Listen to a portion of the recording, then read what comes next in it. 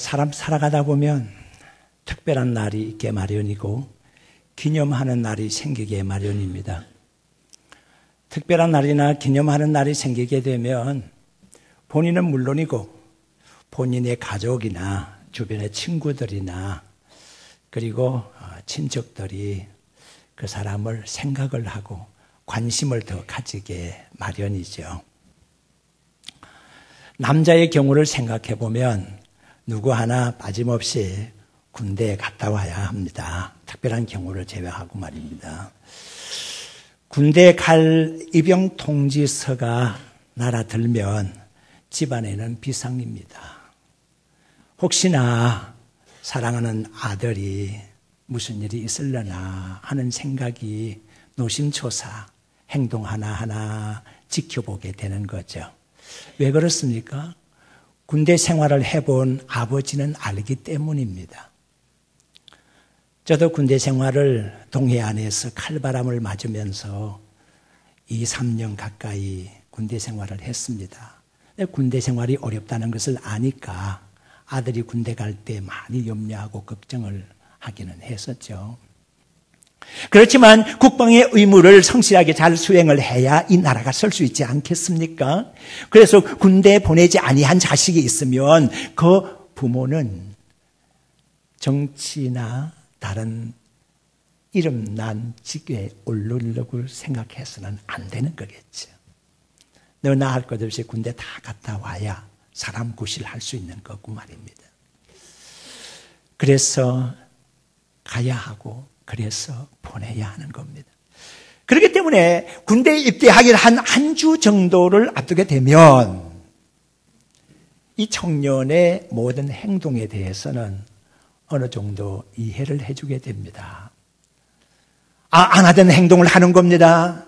가만히 보니까 철학자처럼 아무 말이 없어지는 시간이 있습니다. 곰곰이 생각하기도 하고 틀어박혀 있기도 하네요. 아이고 큰일 났네, 안 되겠네. 하지만 한 주간이에요. 지금까지 그렇게 하지는 않았는데 여행을 하고 돌아다니네요. 아무 얘기도 집안에 통보도 안 해주고 어디로 갔는지도 모를 정도로 그냥 여행하고 돌아다니네요. 그동안에 만나지 않았던 친구도 찾아보기도 하고 친구와 함께 하룻밤 자기도 하고 이상한 행동을 하고 있는 거예요. 그렇지만 이제 입영하기 한 주 전이니까 특별한 경우 외에는 그렇게 간섭을 안 하려고 합니다. 이해가 되는 거죠. 자, 우리 예수님께서 십자가 지시기 바로 며칠 전입니다. 우리가 성탄절을 맞이하듯이 부활절을 맞이할 수 있으면 얼마나 좋겠습니까? 기독교가 지키는 명절 절기 가운데에 가장 중요한 것이 성탄절하고 부활절이지 않습니까? 아주 기쁘고 좋은 날입니다. 그런데 성탄절이라고 하는 이 절기를 맞기까지는 사실은 기쁨과 감사 속에서 기다림 속에서 하루하루 지나갑니다. 성탄절이 되면 어떤 좋은 일이 있으려나 선물도 준비하게 되고요. 어떤 만남도 미팅도 주선을 하고요. 자, 그런데 부활절만은 그렇지가 못합니다. 부활절은 참으로 감격스러운 날이지 않습니까? 부활의 기쁨이라고 하는 걸, 부활이라는 것은 기독교의 핵심적인 것이거든요. 그러니까 부활이 없으면 기독교가 존재할 수 없는 것이고 부활의 감격만큼이나 큰 것이 없잖아요. 그러면 부활절을 맞이하는 자세가 기쁨과 감격 속에서 꿈에 그리는 그런 날로 기다려야 되는데 그럴 수가 없습니다. 왜요? 사순절을 지나면서 고난의 주님을, 십자가의 주님을 생각해야 하니까요. 우리는 이 한 주간을 생각해 봅니다. 첫날인 종려주일이요. 많은 유대인들 세계 곳곳에 흩어져 있는 사람들은 하나님의 명령에 의해서 유월절 절기를 지키기 위해서 예루살렘에 다 모여 있을 때였습니다. 이때 우리 예수님께서 예루살렘으로 입성을 하시는데 예수님에 대해서 소문을 많이 들은 무리들이 길가 좌우편에 나와서 도열해 있었습니다. 그리고 이것이 무슨 행렬인지 모르는 사람들도 오고 가는 사람들의 얘기를 들으면서 예수님이란 분에 대해서 소개를 받게 됩니다. 그러니까 예수님에 대한 기대가 대단한 거거든요. 메시아에 대한 기대, 그리스도에 대한 기대. 그런데 예수님의 메시아 되심과 그리스도 되심은 맞기는 맞지만은 유대인들이 생각하는 메시아 그리스도는 아니었거든요. 그들이 생각하는 메시아와 그리스도는 어떤 분이었습니까? 로마의 정치적인 압제와 경제적인 수탈에서부터 해방시켜 줄 수 있는 모세와 같은 지도자, 다윗 왕과 같은 정복 군주, 그렇게 메시아를 생각하고 있었습니다. 우리 예수님은 그 틀에, 그 프레임에 맞는 분은 아니었습니다. 모든 사람들을 죄에서 구속하기 위한 대속제물로서의 우리 예수님 메시아였지, 유대인들의 관점에 맞는 그런 메시아는 아니었거든요. 야든지 간에 예수님께서 입성해 오시니까 많은 사람들이 메시아를 영접하듯이 영접을 합니다. 우리 예수님께서 새끼 나귀를 타시고서 입성하시는데 그때 많은 사람들이 겉옷을 펴서 길에 펴기도 했고 나뭇가지를 꺾어서 길에 펴기도 했으며, 승리를 하고서 입성할 때에 장군이나 왕을 영접하는 승리의 상징인 종려나무 가지를 꺾어들고 흔들면서 호산나를 외쳐댔습니다. 그래서 그 날을 종려주일, 바로 오늘에 해당되게 되겠습니다. 그렇게 하고 그 다음 날을 무슨 일이 있었습니까? 우리 예수님께서 예루살렘 성전에 들어가셨습니다. 그 성전에서 많은 사람들 장사하고 있었거든요. 그때 6월절을 맞이하게 되면서 많은 사람들의 통행이 있었었고, 거기 짐승을 파는 사람도 있었고, 거기에 환전을 해주는 사람들도 있었습니다. 짐승들을 다 쫓아냈습니다. 그리고 환전하는 사람들의 상을 둘러 엎으시면서 예수님 하신 말씀은, 내 아버지 집은 만인의 기도하는 집이라 너희들이 강도의 구렬로 만드는 도다라고 하시면서 호통을 치시고 많은 사람들을 다 쫓아냈습니다. 성전을 통해서 이익을 보는 사람들과 장사꾼들을 다 내쫓은 겁니다.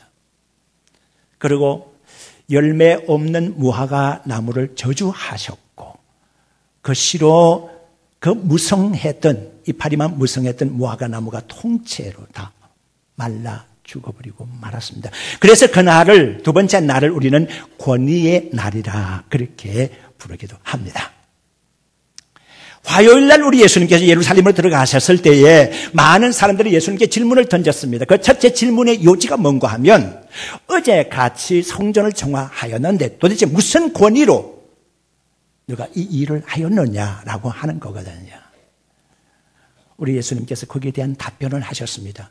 그리고 각계각층 종교의 대표적인 사람들이 와서 여러 가지 질문을 던졌습니다. 그때마다 예수님께서는 말씀으로 변론을 잘 해주셨고, 그리고 많은 비유의 말씀을 베풀어 주셨습니다. 그래서 화요일을 우리는 변론의 날 내지는 비유의 날이라 그렇게 별명을 붙여놓고 있습니다. 그리고 수요일에 우리 예수님께서는 베다니로 물러나셔서 베다니에서 하룻밤을 쉬게 됩니다. 그래서 퇴수일 내지는 휴식의 날, 안식의 날이라고 말합니다. 그날에 무명의 여인이 향유 한 옥합을 가지고 와서 깨뜨리고 예수님의 발에 부어드리는 지극한 사랑과 헌신의 날이기도 했습니다. 목요일이 되면 우리 예수님께서는 제자들의 발을 잡아 씻기셨습니다. 그래서 세족 목요일이라고 그렇게 말씀을 하게 되죠. 오늘에는 세족하는 일이 종교적인 행사뿐 아니고 많은 기관에서도 세족을 행한다는 말을 듣게 됩니다. 그것은 진심으로 희생하는 지도자들의 모습을 보이기 위한 것이겠죠. 그리고 그 목요일에 성찬식이 행해지게 되고, 그리고 그 밤중에 예수님께서는 겟세마네 동산으로 가셔서 피땀 흘리는 기도를 하셨고, 예수님 붙들려 가셔서 밤새도록 불법 재판을 받게 됩니다. 어떤 재판이든지 어떤 악한 사람일지라도 해가 떠서 해질 때 마치는 것이 재판이지 않습니까? 그런데 우리 예수님에 대한 재판은 밤중에 불법적으로 이루어진 겁니다. 거기에 대해서 어느 누구도 말하지 않았습니다. 예수님도 거기에 대해서는 말씀하지 않으셨습니다. 이미 예수님은 작정하셨기 때문이시겠죠. 금요일에 우리 예수님 십자가에 달려 돌아가셨습니다.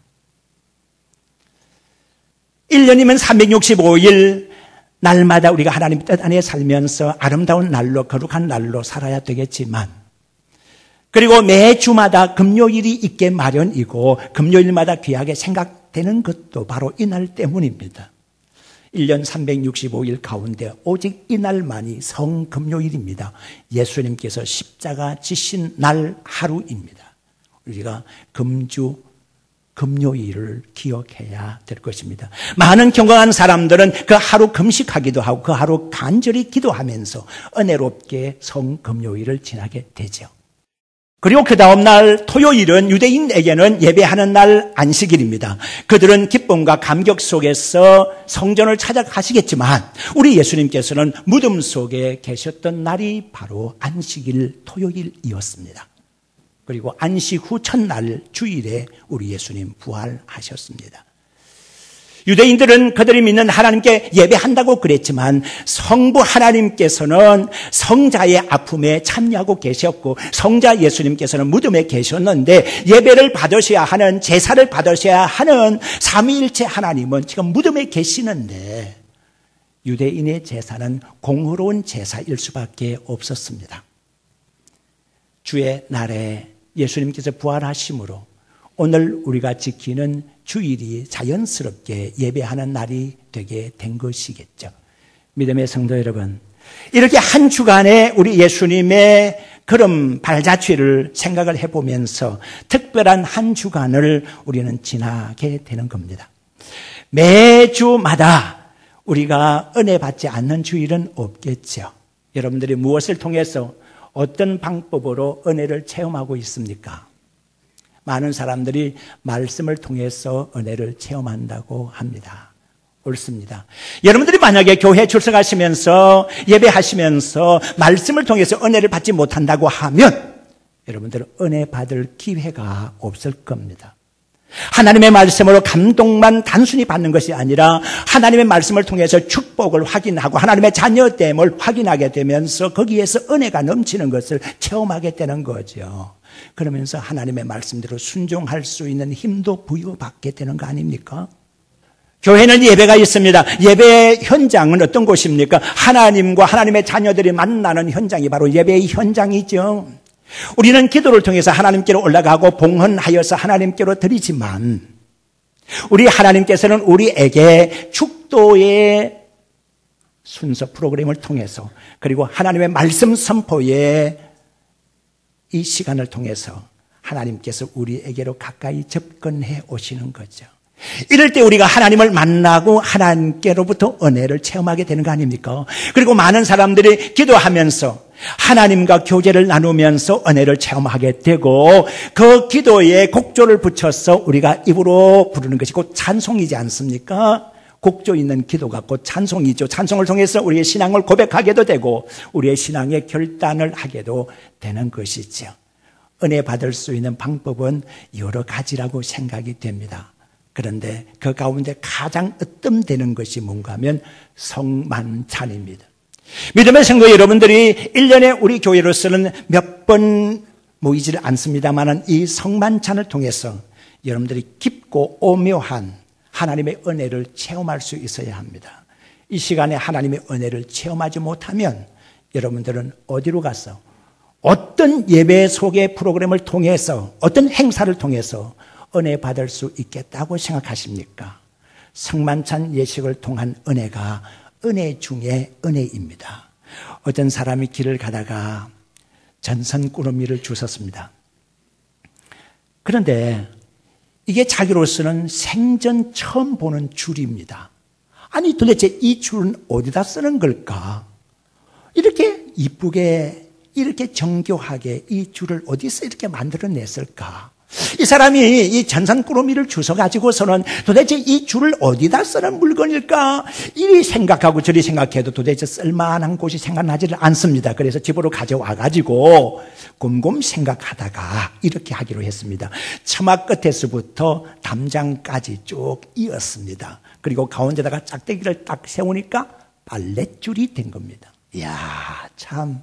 동네 사람들이 이 전선으로 만드는 빨랫줄을 보면서 다, 야, 그 줄 어디서 났느냐고. 이렇게 칭찬을 해야 됐습니다. 이 사람은 거기서 전선인 줄을 몰랐습니다. 적어도 그 동네에 전기가 들어오기까지는 몰랐습니다. 드디어 얼마 지나지 않아서 그 동네에 전기가 들어오게 되고 전선줄이 위에 설치가 되는데 이 사람의 마당 위에는 두 줄이 지나가고 있습니다. 한 줄은 빨랫줄이요, 다른 한 줄은 전선입니다. 한 줄은 이쪽 저쪽이 다 끊어져 있는, 절단되어 있는 빨랫줄입니다. 그런데 한 줄은 발전소와 집의 전구와 연결이 되어 있는 전선입니다. 하나는 살아있는 줄이요, 또 하나는 죽은 줄입니다. 믿음의 성도 여러분, 우리 사람에게는 이 두 줄이 언제나 있다는 것을 여러분들은 아십니까? 하나님의 은혜와 축복이 우리에게로, 우리 가정에로, 우리 교회로 전달이 되어 오는 생명줄이 있는가 하면 세상으로부터 오는 줄은 희망이 없는 죽음의 줄로 하나님으로부터 끊어진 줄이 있습니다. 이것이 세속의 줄입니다. 사망의 줄입니다. 원하기는 여러분들의 가정으로, 여러분들의 영혼애로 생명의 하나님의 축복의 줄이 이어지기를 주의 이름으로 축원합니다. 그리고 세상 줄, 사망의 줄은 끊어지기를 주의 이름으로 축원합니다. 은혜를 받을 수 있는 가장 중요한 날이 바로 성만찬의 날입니다. 왜 그러냐? 첫째는 성만찬을 통해서 여러분들의 새 생명, 새 힘을 부여받기 때문에 그렇습니다.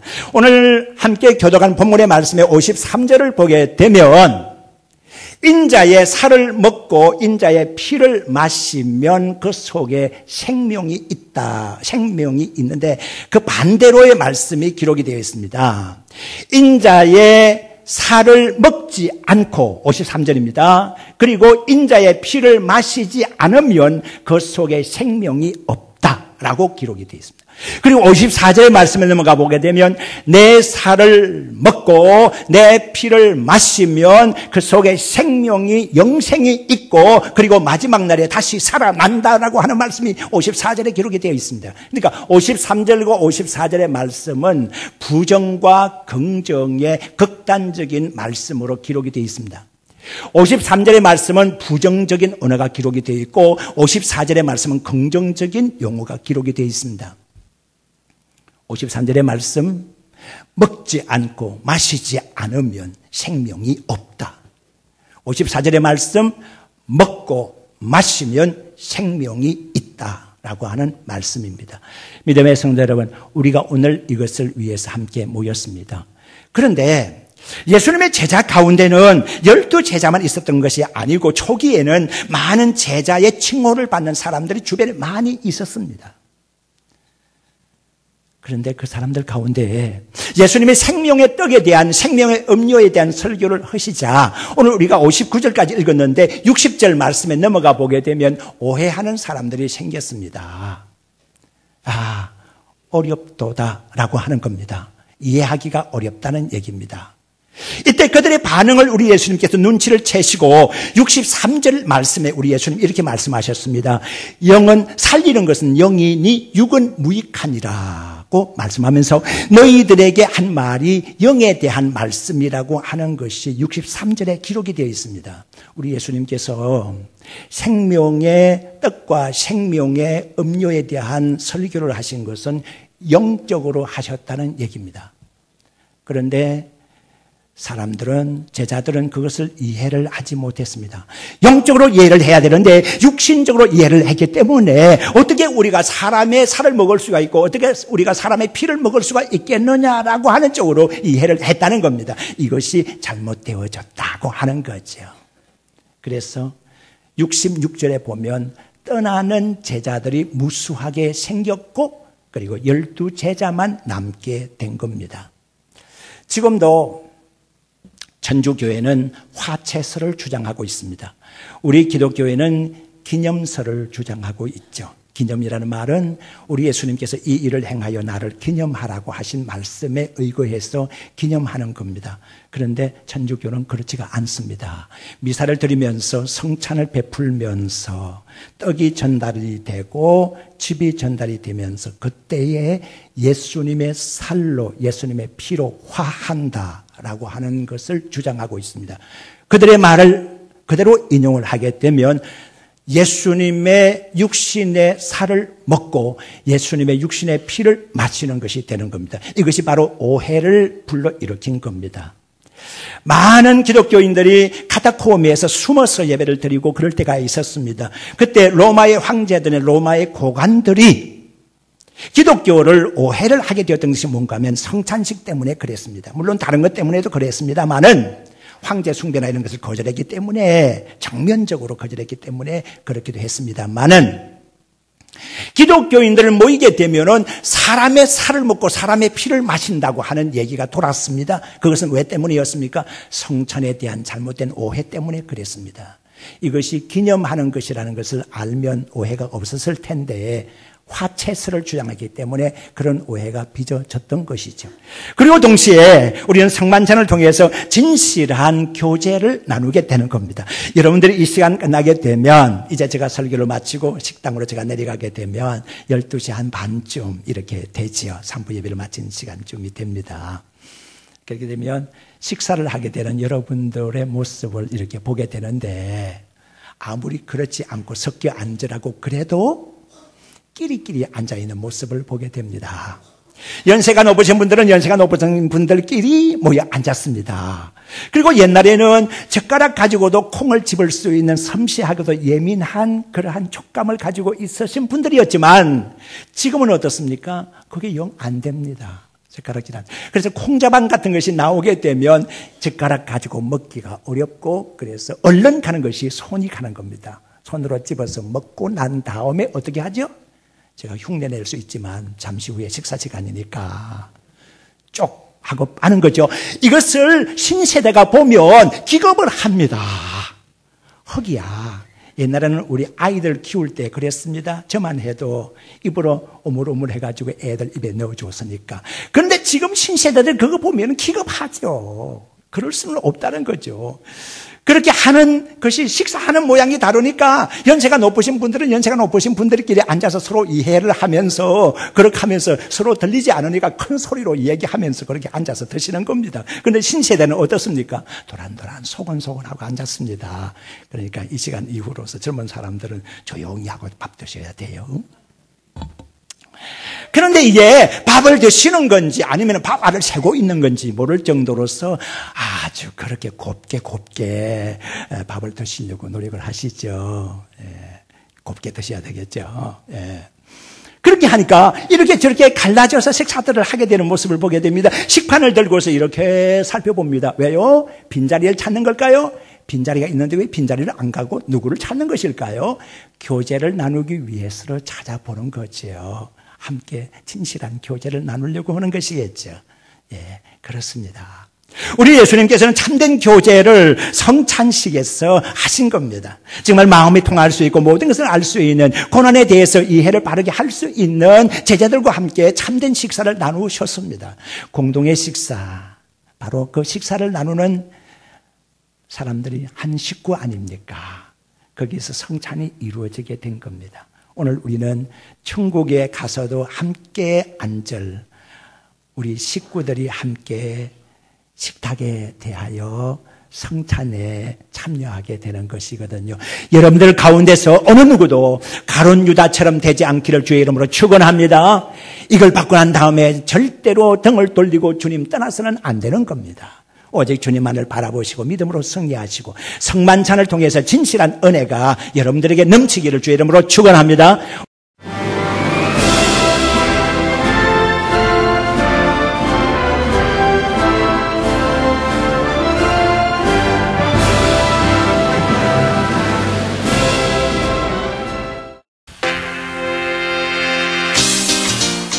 제5회 CBS 전국 청소년 실용음악 콩쿠르가 5월 20일 충청대학교에서 열립니다.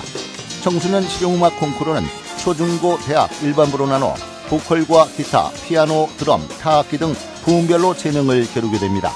대상에는 문화체육관광부 장관상과 상금 500만 원이 주어지며 각 부문별 최우수상에는 100만 원의 상금이 주어집니다. 신청은 5월 1일부터 14일까지며 자세한 사항은 CBS 전국 청소년 실용음악 콩쿠르 홈페이지를 참고하시기 바랍니다. 청소년 여러분의 많은 참가를 바랍니다.